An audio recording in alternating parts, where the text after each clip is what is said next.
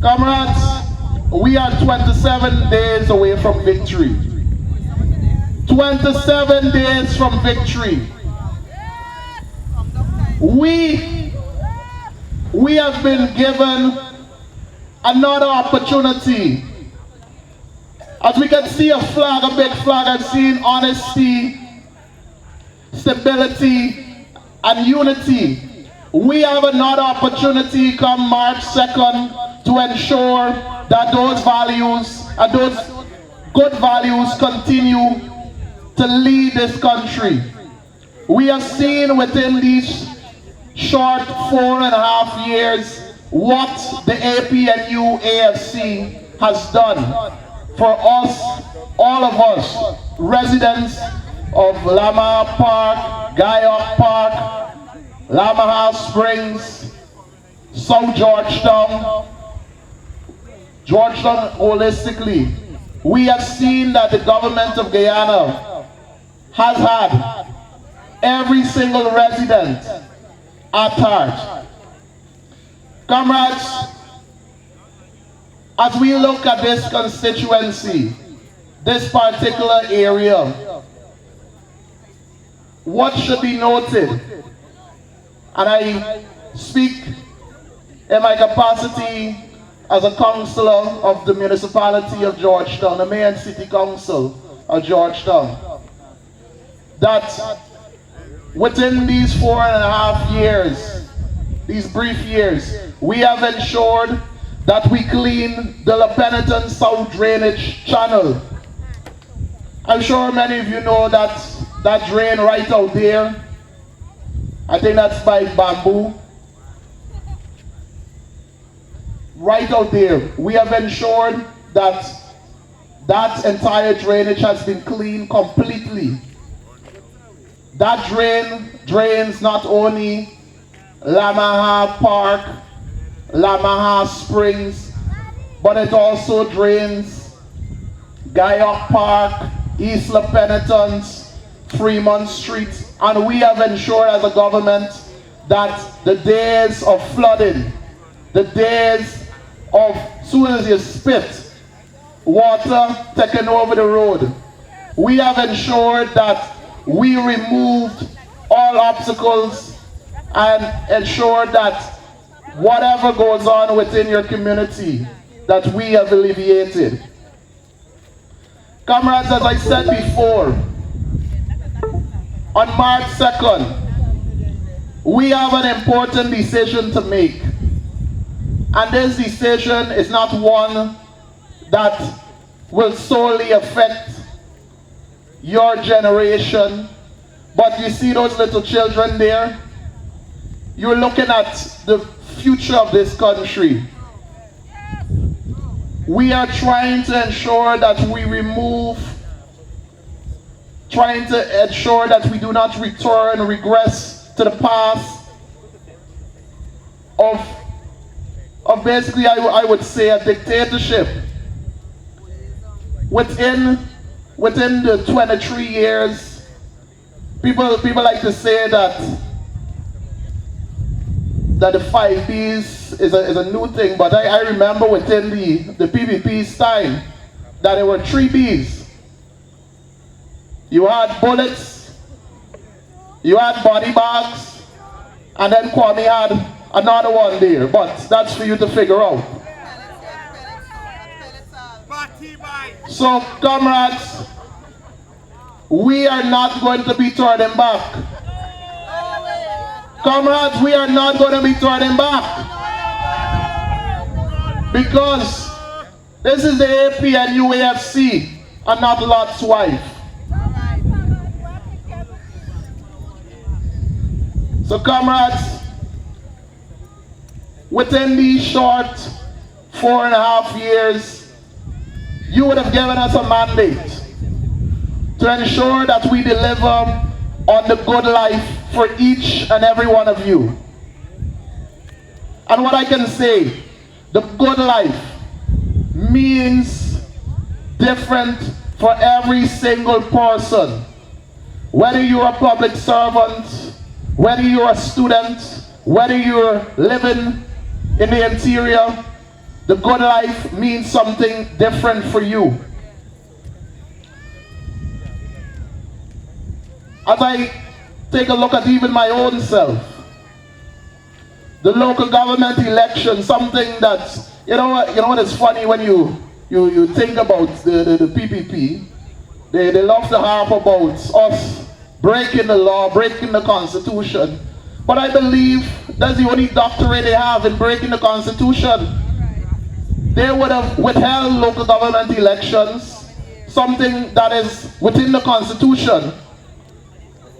And then they want to adjust and manipulate what we have. So within 4.5 years, comrades, we would have ensured that not only we would have held local government elections, and comrades, this is a promise we made within that promise, within 100 days plan, that we would work to ensure that we return local government elections. And in a matter of months, March 2016, we were able to see the first set of local government elections in over 20 plus years, comrades. That is a government that delivers on promises. That is a government that does not bluff or play around with the people of this city, with the people of Guyana. And even after, when we would have had local government elections in 2016, comrades, we ensured that within the constitutional time, we had local government elections once again. So as to ensure that we cultivate the next brand, the next set of young leaders coming from communities. Comrades, this is a part of the good life. We want to ensure that our young leaders thrive and are given an arena to build and create and shape policies. We understand not everybody can be the minister, not everybody can be the member of parliament, not everybody can be a regional chair or a regional councillor, but we want to ensure that every single person has an opportunity to represent their communities. Comrades, as I was talking about the 5 Ps just now, we have books, we have breakfast, we have buses, we have bicycles, and we have boats. Comrades, the bus that works for South Georgetown that comes along Aubrey Barker, picking up the young children along Aubrey Barker and then coming all the way around by Guyok Park. Comrades, the children within this community have benefited tremendously from that B of the 5 Bs. So comrades, as we continue talking about the good life, and it meaning so many different things to persons, we can look at ICT hubs. Within this constituency, comrades, we have seen that young children who may not have access to internet at home or have a computer or a printer, that they have an opportunity to go and utilize the ICT hub within this community. And I know also within our constituency that we have an ICT hub that is available, readily available for the young people within not only our community but the surrounding communities. Comrades, when you look at the good life, I think about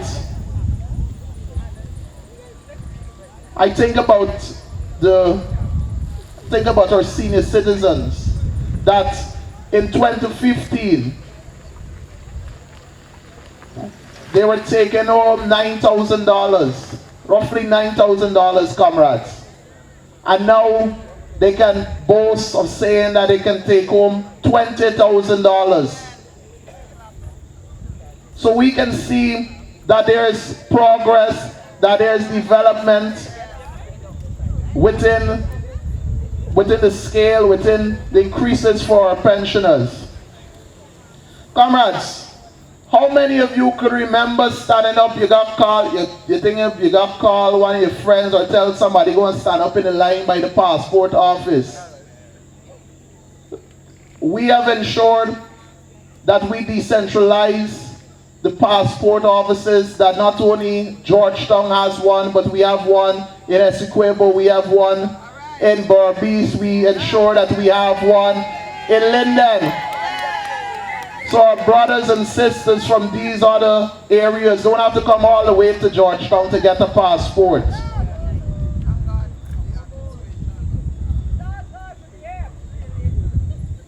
So comrades, my major focus tonight is looking at this government's role in developing young people within this country. As I said, you know the gap when you go at the shop, the youngsters might say, man, what does government do for me? What this government has done for young people? And these are a couple of things that I share with them. The major thing is education. Education. Education is the greatest asset.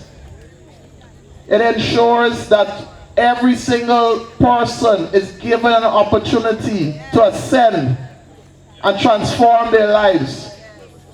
That is why, for example, within GTI, BIT, Board of Industrial Training, the Guyana Technical Institute, we would have ensured that stipends were given to our young people to encourage them.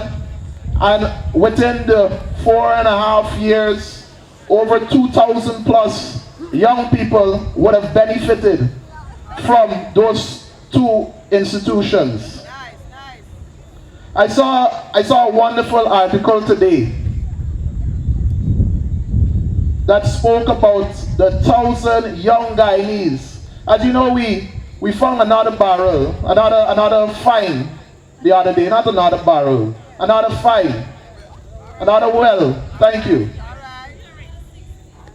So we have 1,000 young Guyanese that would have started the oil and gas training program, which is coming from the Ministry of Education. All right, and this is things to celebrate. So comrades, on March 2nd, we have an opportunity, as I said before, and I'll reiterate it. We have an opportunity to ensure that we continue excellent security within our communities. We have an opportunity to continue the stability of development within our country. And we have another opportunity to keep us as citizens unified. So comrades, on March 2nd, you have to vote at the top, put a nice sexy X for the APNU AFC, the palm and the key. And when you come to the bottom, I like symmetry. You're putting another sexy X right there.